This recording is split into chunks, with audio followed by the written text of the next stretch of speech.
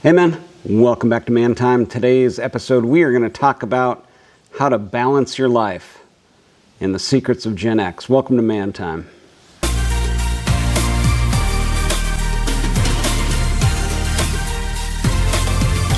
So as most of you know, I am homesteading, and this is a homesteading channel. If you found this channel, welcome. Make sure to subscribe and hit that thumbs up if you would. And that kind of is the lead-in for this video in balancing your life, and why me as a Gen Xer is reevaluating how I view this channel and YouTube in general. I started this channel with the intent to make some extra revenue. It seemed like the obvious thing to do when I saw, several YouTube channels being very successful, and that was their full-time job. Of course, I have an engineering degree and a master's degree, and am a director of operations at a production facility. So that is my main income, and I thought I would bring you guys along and show you homesteading in the woods. But let's talk about balancing your life and how it applies to me. So starting off in life, I saw growing up in the 80s, my parents both working very, very hard to support their family. Family of 4 children, 6 total, both parents working. And realized I needed to get a higher level of education if I wanted to progress past what I saw, my parents and all their friends and all of my neighbors doing. There's a couple different options for education if you're looking to exceed, the upbringings that you had. Doctor, lawyer, engineer, any sort of STEM-related degree. But something in a public school is actually very helpful, as many people have turned toward homeschooling. The main thing, I think, for public education, beyond the educational part of it, I got a very good education growing up, but it's the interaction, social interaction with other children and other people. It's given me the opportunity to learn how to communicate very well. I hope that comes across in my videos. But balancing my life, thinking about starting out, what was the kind of core elements in balance, So the first thing, I guess, would be that educational establishment, right? Nowadays, it's very, very hard to trust any sort of corporate businesses or businesses in general. There's a whole lot of accountants and what do I want to say here? Fortune 500 companies, most businesses are bought up by bigger entities, right? And those bigger entities look at the bottom line, look at the checkbook, look at the money in versus money out, and everything is equated to a dollar value. Case in point, I'm drinking some Balcones Catalea, and Catalea, if you don't know, was bought this summer by Diageo. Oh, it's just heaven. It's just heaven. Catalea is a Texas single malt, and distilled and matured in Waco, Texas. Excellent, excellent. I've actually done another video on Balcones, one of my favorite American single malts, probably my favorite American single malt. Well, they were bought up this summer by Diageo, and shortly after were shuttered. Doors shut, production shut down, all employees fired. So, there you go. Case in point, the delicious whiskey that I'm drinking. Oh, so good. Making my mouth water. But coming back to balance, I've been working on the mezzanine. If you go back to the last video, I'm putting up the flooring for the second floor, the roof of the first floor, the insulated shell portion So I had to build a mezzanine. I spec'd it out, bought all the steel, bought all the purlin, bought all of the flooring material that I'm now installing, but it is very hot in Texas still. This summer just seems to never end. So I'm really thinking about like balance, right? I can only work for,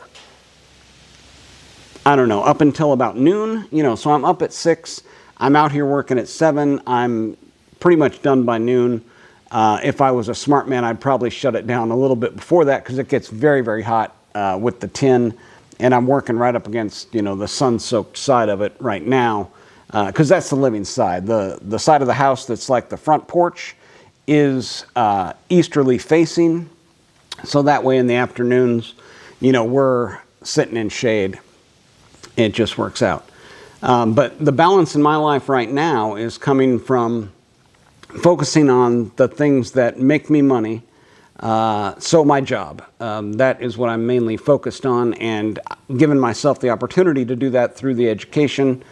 But the things that don't make me money, I'm just tossing aside because the goal is to have a homestead out in the woods, as you saw from the overhead shot there.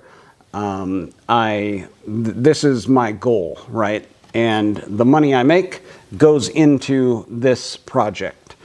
So if things aren't making me money, I don't want to do them if they aren't going to help finish this project. So beyond that, of course, it's 100 degrees every day in Texas. And now, just recently, it's got down to like highs of 90, maybe 88, 87 every once in a while. But the lows are still like at 60 degrees. So there's very little relief. That means you have to run the air conditioning like all the time. Your electricity bill goes up, so on and so forth. And it limits the amount of time that I can actually spend working on this project, right? So I am tapering down the things that I am doing based on what I need to do, which is make money and build this building. But there is another element of it, right? If that's all I did, I would go insane. So you have to find something to balance out the stresses of work, the stresses of your relationship, the stresses of your family, the stresses of the projects. And for me, that is to focus on those things, making them good, but also focusing on myself and what I need to do, which is I get extreme amounts of joy of actually doing physical activity. So I'm focusing on doing more physical activity, whether that's just in the house, on the treadmill, or on the elliptical and lifting weights, like after work. So I've been doing more of that because I just feel better if I'm physically active, several times throughout the week. Coming out here and doing the flooring, it's basically a 2-shirt day. That's how I measure a good day, is if I soak one shirt and I switch out shirts and then I soak another shirt. It's been a pretty good day. And after that, I just call it and do something that I find more rewarding and more fun, which is typically like go plinking back in the woods, grab, something to fire some rounds down at some steel, and afterwards grab myself a delicious glass of single malt or bourbon or something that I enjoy. So all that to say is, if you have your stuff in line as far as education, job, but don't put too much weight on that. If that changes, you need to be prepared for that to change. Nothing in this life is a guarantee, right? So change is always happening, and it will happen around you, to you, and you need to be prepared for that. Kind of like Balcones, kind of like if I were to lose my job, kind of like a lot of people that have lost their jobs. That's why this younger generation doesn't really take that as an absolute, right? They're always kind of looking for that next opportunity. And, maybe Gen Xers should be doing that more. I myself have invested, in the company, but having an engineering degree, a master's degree, that kind of moves your resume to the top of the stack if something like that happens, right? So starting there, moving on to a good job with good pay that can afford things like this, and eliminating the things in my life that I'm doing that don't pay and don't attribute to building a place like this. So if you think it's easy and you see me and you see my equipment and you see this shop going up, it's definitely not easy. It's taken a lot of time and effort, and it's still not easy. But having balance to where I have work and work life, family and family life, and then things that I need to get done, which is building this house, hobbies, and then things that I enjoy. Cheers.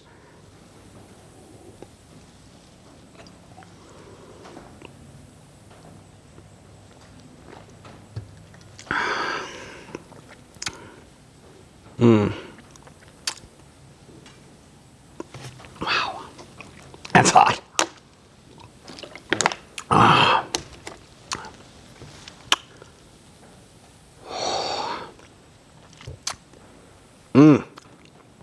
First drink of the day. That is a spicy gal. A little bit of sulfur in there. I think I'm crying. Fruity, sulfur, flavor punch, proof punch, 120 or 118%, 59% alcohol. Whew, that is a drink. So, in conclusion, Balcones was kind of my inspiration for this, just thinking about, all the good folks there that lost their jobs. And, Jared Homestead is the head distiller there. His name is signed on every bottle. I'm just kind of sitting here thinking, like, what the heck is that guy going to do? I mean, obviously he makes good whiskey. He could probably go make good whiskey elsewhere. But what if he has to... there's no other distilleries. It's not like Scotland and, Speyside where there's 3 or 4 distilleries per town. And you can kind of like go apply at a different distillery. In Waco, there's not much there. I would hate to be driving through Waco and stop at a Whataburger and, he's in the back flipping burgers or managing the store or something like that, with that much skill. Hopefully he had a backup plan and a balance between what he was doing at this distillery, the education that he has, and his ability to change and adjust to the new life situation. So anyways, that's going to do it for today on Man Time. Get out there. Have you some man time too.